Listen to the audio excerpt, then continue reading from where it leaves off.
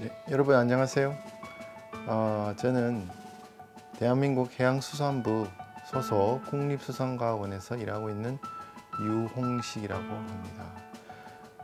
저는 폐류 양식과 또 이 폐류를 안전하게 생산해서 외국에 수출할 수 있도록 어업인들을 돕는 그런 일을 담당하고 있습니다.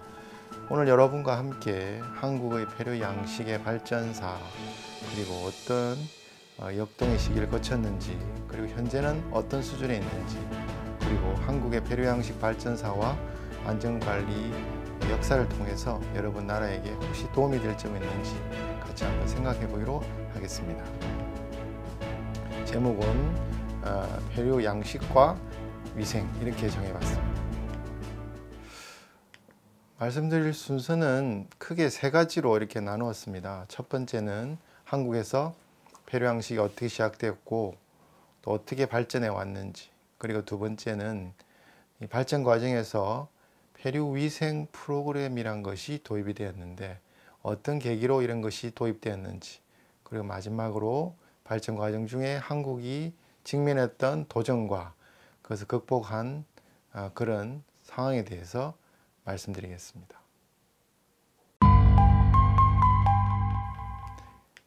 첫 번째로 한국의 폐류 양식의 태동과 역사에 대해서 말씀드리겠습니다. 잘 알다시피 한국은 36년간 일본의 식민지였습니다. 그리고 2차 세계대전이 끝나고 1945년에 독립을 하게 되는데요. 오랫동안 일본의 주도로 1차 산업이든 2차 산업이든 발전이 되어 왔는데, 독립을 하면서 당장 한국인들이 스스로 경제와 사회를 이끌어가야 되는 그런 상황에 직면하게 된 것이죠. 그러니까 한마디로 아주 못 살았다, 경제가 어려웠다, 사회적 인프라가 약했다고 볼 수 있습니다. 특히 수산업의 같은 경우에는 일본으로부터 기술을 배우고 또 일본 주도로 생산이 되다 보니까 균형 있는 발전은 이루어지지 않았고 일본의 목적에 맞도록 이렇게 편향되어서 발전이 되어 왔다고 볼 수 있습니다. 그 결과 50년대 당시에 여러분 잘 아실까 모르겠는데 한국 사람들과 아시아 사람들은 김을 많이 양식했고요. 이 좀 해조류의 일종입니다. 검은색 종이처럼 말려서 먹는 그런 김을 많이 생산하다 보니까 많은 어업인들이 김 양식에 종사했고 판로가 줄어들면서 어려움을 겪게 되었죠. 그래서 정부에서 이 김 양식을 줄이고 폐류 양식을 하자 하는 5개년 계획을 세우게 됩니다. 그리고 주로 권장했던 것이 폐류 중에서도 굴 양식이었고요. 그 당시 우리나라 경제 규모로 볼 때 상당히 높은 목표였던 1년에 500만 달러를 수출 목표로 잡고 생산을 해보자 하는 경제개발 계획을 세우게 되었고, 이때부터 정부와 정부기관들은 어업인들과 함께 폐류 양식에 몰입하게 됩니다. 이 도표에서 보시는 바와 같이 초창기에 해조류 양식을 하다가 5개년 계획과 더불어서 폐류 양식으로 넘어가게 되는데, 이때 제가 일하고 있는 국립수산과학원은 어디에 폐류 양식이 적합한지, 그리고 어떤 폐류를 키울 수 있는지 등등을 조사하기 시작하였습니다. 물론 정부에서 굴 양식을 권장하였지만 과연 굴 양식은 될 것인지조차도 알 수 없었기 때문에 많은 기초조사를 하였겠죠. 여기에는 자원조사, 그리고 해역 특성에 맞는 양식 방법, 그리고 최대 플랑크톤이 많이 서식하는 적정한 해역을 찾는 그런 쪽으로 집중이 되었고 정착이 됩니다. 그래서 이 폐류 양식은 80대 중반까지 왕성하게 이루어졌고요. 그리고 나서 많은 물고기를 바다에 직접 잡았는데 그 자원이 점점점 고갈되어 간다는 것을 80대 중반부터 전 세계적으로 깨닫게 됩니다. 그리고 또 많은 나라들이 자기 나라 수역에서 마음대로 고기를 잡아가지 못하도록 규제를 하게 되었죠. 그래서 80 중반부터는 어류 양식을 권장하였고 많은 어류 양식이 이루어지게 됩니다. 지금까지 폐류와 어류 양식이 왕성하게 이루어져서 상당 부분의 수산물 소비에 대해서 공급을 막고 있습니다. 그리고 지금은 4차 산업혁명, 정보통신의 발전 이런 것과 더불어서 보다 합리적으로 노동력을 적게 들여서 양식할 수 있는 고차 양식 산업에 주력을 하고 있습니다. 현재 우리 한반도 주변을 보시는 바와 같이 폐류, 어류, 갑각류 등이 왕성하게 양식이 이루어지고 있고요. 지역마다 해역의 특성에 맞게 특화된 품종을 양식하고 있습니다. 폐류 중에서 굴, 또 홍합, 뭐 이런 것들이 주 종목을 이루고 있는데요. 도표에서 보시는 바와 같이 여러 종이 양식되고 있습니다만 굴 양식이 압도적으로 많은 것을 알 수 있습니다. 그만큼 수요가 있고 또 판로가 있다는 뜻입니다. 폐류 양식의 방법에는 여러 가지가 개발되어 있습니다. 늘 수심이 유지가 되고 해수 유동이 좋은 곳에는 이렇게 부위를 서서 폐류를 주렁주렁 달아서 띄워서 하는 수화식이 적용되고 있는데요. 대표적인 것이 굴, 홍합 이런 것들입니다. 이런 것들은 폐류가 실 같은 것을 내어서 부착사라고 하는 어디에 붙어서 자라기를 좋아하는 품종들은 이 방법을 많이 적용하고 있습니다. 그리고 땅속으로 파고드는 피조개라든지 바지락이라든지 대부분의 클램 종류들이죠. 이런 것들은 부착하지 않고 잠입, 펄이나 모래 속으로 파고 들어가는 특성이 있기 때문에 또 이런 것들은 이렇게 바닥식 양식을 하는데요.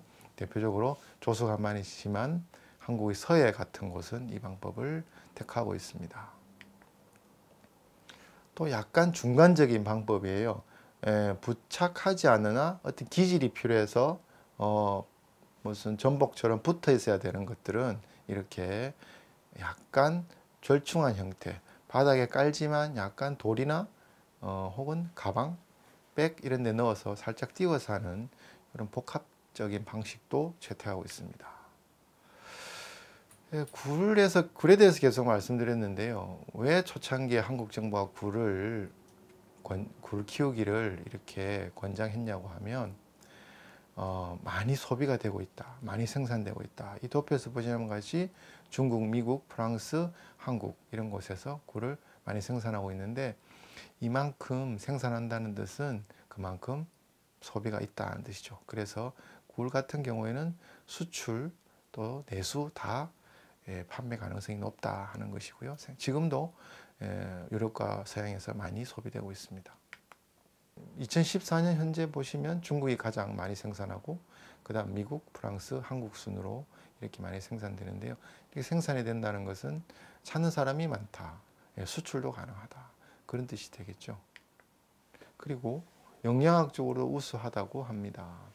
여러 가지 EPA, DHA 같은 불포화 지방산도 많고요.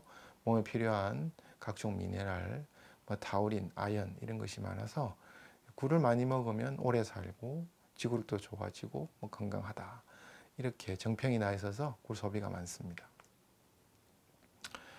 이렇게 정부에서도 권장하고 또 시장이 넓다 보니 현재 한국에서는 굴이 연간 한 30만 톤 가까이 생산이 되고 있고요. 대부분이 앞서 설명드린 바와 같이 줄에 매달아서 하는 그런 수화식, 행잉컬처 방법으로 생산되고 있고요. 일부가 바닥식으로 생산되고 있습니다. 굴 양식 과정을 설명드리면 이것이 다른 양식하고 다르게 좀 유리한 점이 종묘 생산이 필요치 않습니다. 결국 굴이 많이 자연계에 있기 때문에 굴 스스로가 이렇게 내놓는 그런 유생들을 적당한 바다에 가서 조개 껍질, 가리비 껍질 같은 데 붙여와서 이걸 매달아 두면 그냥 크는 거죠. 먹이를 주지 않습니다. 자연에서 알도 주고 먹이도 주고 인간은 단지 시설을 해서 도망가지 않도록 매달아 주는 그런 방식인 것이죠. 그래서 종묘를 자연계에서 방생하는 시기에 가져와서 이것이 떨어지지 않도록 좀 단련을 시킨 다음에 양식지로 옮겨가게 되고요. 그 다음에 양식지로 옮겨서는 이렇게 수화시 부위 밑에 매달아서 쭉 파도나 뭐 태풍 이런 데 떨어지지 않도록 단단하게 메어두고 주기적으로 뭐 해조류 같은 것을 떼주고 이렇게 관리만 해주면 자연스럽게 뭐 6개월, 1년 정도면 수확할 수 있는데요. 수확을 해서 뭐 건조시키기도 하고 냉동시키기도 하고 혹은 그냥 씻어서 포장하기도 하고 그런 형태로 판매를 하면 됩니다. 그리고 특별한 목적이 있는 경우가 있습니다.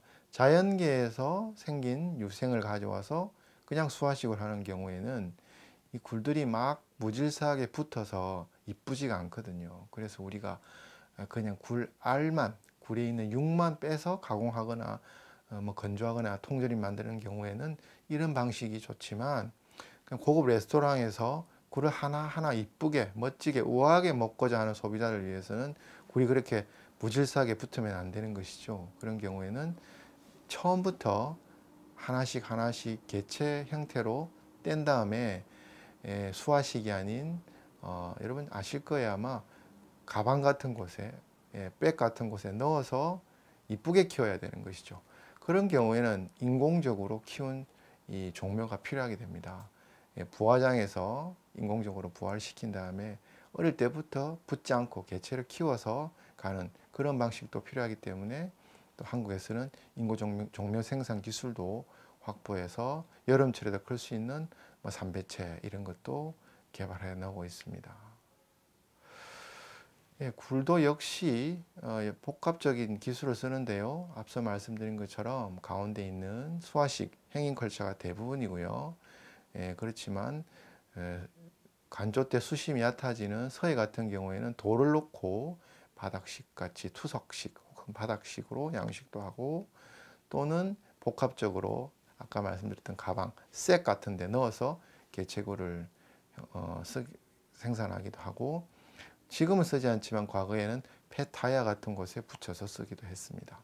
폐타이어 방식은 아주 효과적이고 또 재료가 싸서 좋은 것이지만 이 타이어는 고무기 있고 이 타이어의 내구성을 높이기 위해서 여러 가지 첨가제가 들어가게 되고 그래서 위생성이 좋지 않다고 해서 현재는 쓰이지 않는 방법입니다. 뭐 굴을 많이 키우는 수화식 방식에 대해서 조금 더 살펴보면요.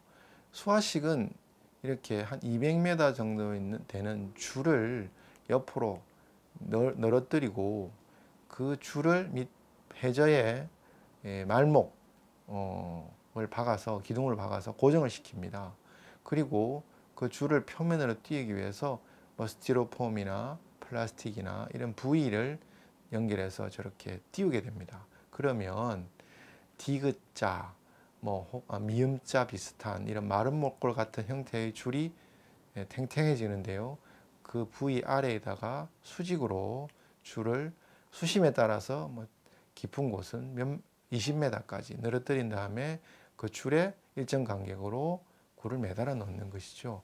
그렇게 함으로 해서 굴과 굴 사이, 줄과 줄 사이, 그 굴과 굴 사이에 간격을 일정하게 유지해서 해수 순환도 수월하도록 그리고 플랑크톤도 충분히 먹도록 이렇게 해서 키우는 방식인데요. 대량으로 생산하기에 적합하고 바닥식 같은 경우는 일일이 사람이 걸어 다니거나 혹은 뭐 트랙터 같은 걸 타고 들어가서 일일이 손으로 핸드 게더링을 손으로 수확을 해야 되지만 이 같은 경우에는 바다에 떠 있고 규칙적으로 있기 때문에 수확 장치 같은 것으로 일거에 한꺼번에 수확을 할 수 있는 또 그런 장점도 있습니다.